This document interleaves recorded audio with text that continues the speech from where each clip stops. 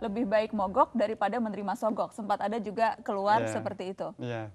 Apakah memang sekarang pada tahap pilihan begitu, mau saja menerima sogok karena gajinya tidak cukup? Ya, walaupun ada sumber hukum yang lain, sumber fikih yang lain, ketika ada keterpaksaan maka daging babi pun bisa dimakan ketika seorang mengalami kelaparan. Ya.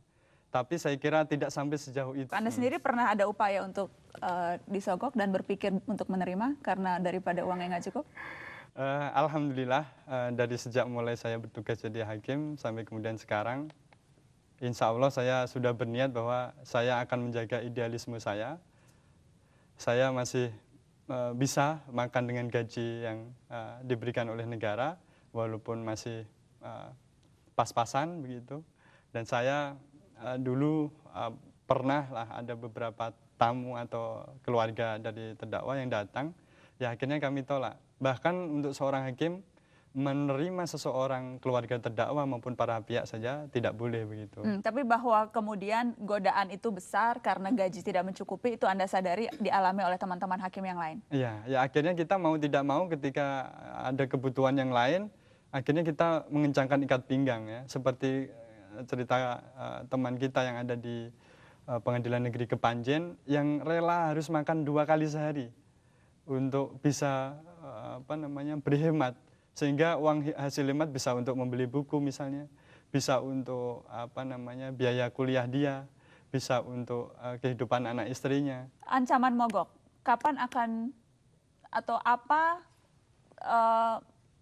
tanda atau apa hal yang akan membuat Anda ya mogok atau tidak jadi mogok? Ya, jadi mogok atau tidak mogok itu sebenarnya tergantung dari Presiden Indonesia. Mengapa? Kita sudah berusaha dengan semaksimal mungkin dengan melakukan berbagai cara yang elegan, termasuk kemarin kita audiensi, kemudian kita melakukan seminar, kemudian kita sudah melakukan judicial review ke Mahkamah Konstitusi. Jadi serangkaian perjuangan yang sudah kita lakukan ini pada tanggal 16 Agustus ketika Presiden berpidato mengenai tentang rancangan anggaran pendapatan dan belanja negara tahun 2013 yang itu sudah bisa kita lihat di tanggal 16 Agustus, maka sejak itulah akan tampak apakah perjuangan kita sudah direspon oleh Presiden atau perjuangan kita belum direspon oleh Presiden. Sehingga setelah itu kita akan melakukan konsolidasi nasional yang kemudian kita akan menetapkan bahwa sekitar tanggal 27 sampai 31 Agustus mogok sidang nasional akan digelar. Tadi Anda katakan semua langkah elegan sudah dilakukan. Berarti Anda sadar sesungguhnya mogok ini bukan langkah elegan? Ya, jadi langkah terakhir. Jadi kalau begitu nunggu tanggal 16 Agustus ketika Presiden menyampaikan pidato pengantar RAPBN. Itu adalah momen penentuan. Jadi sebenarnya mogok apa tidak, tidak hanya itu momen yang tepat.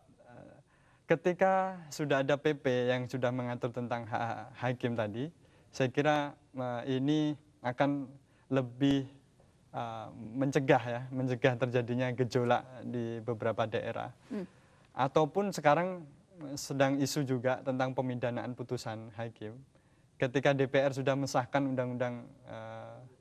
rancangan undang-undang Mahkamah Agung tentang judicial liability, pemindanaan putusan hakim, ini mungkin bisa saja memicu terhadap aksi perjuangan hakim dalam bentuk yang lain begitu.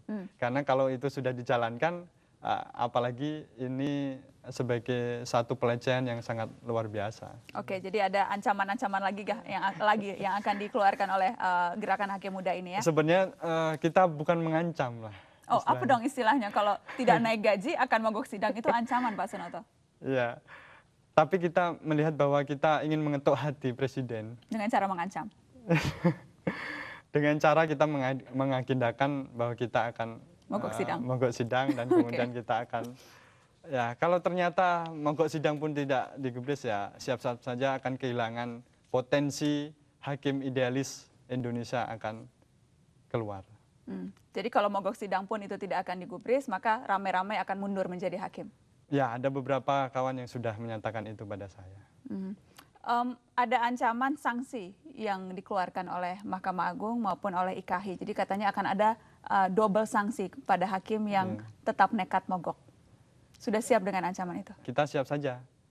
Karena bagi kami suatu perjuangan yang sudah kita lakukan akan menempuh berbagai hambatan dan sanksi yang mungkin ada.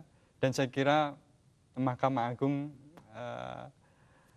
lebih pada taraf masih menjaga-jaga.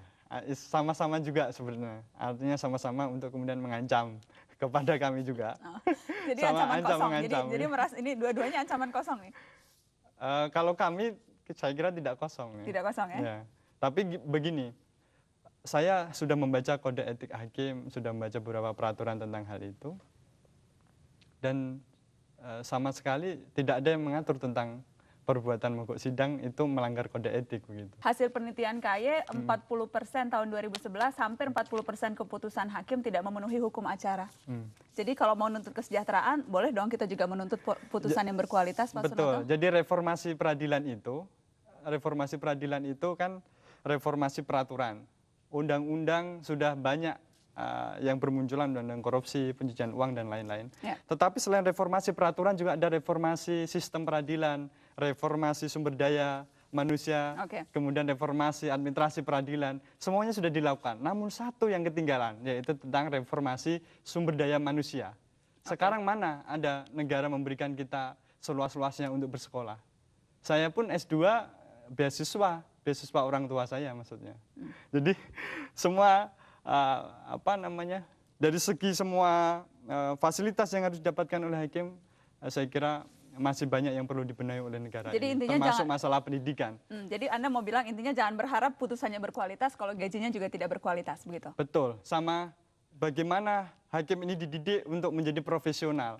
Itu juga harus menjadi tanggung jawab oleh negara. Jangan kemudian kita dituntut untuk profesional, tetapi gaji, fasilitas pendidikan, tunjangan pengetahuan seperti pembelian buku tidak diberikan oleh negara ini. Bahkan kita pun untuk membeli buku ya harus pontang-panting menyisihkan uang yang ada. Nah, jadi bagaimana kita dituntut profesional, dituntut untuk kemudian menjadi hakim yang memberikan putusan yang baik kalau kemudian ternyata semua itu fasilitas untuk menunjang ke situ tidak diberikan oleh negara. Dalam hal penerapan hukum material juga mereka terkesan hakim tinggi ini kurang baca, Mbak.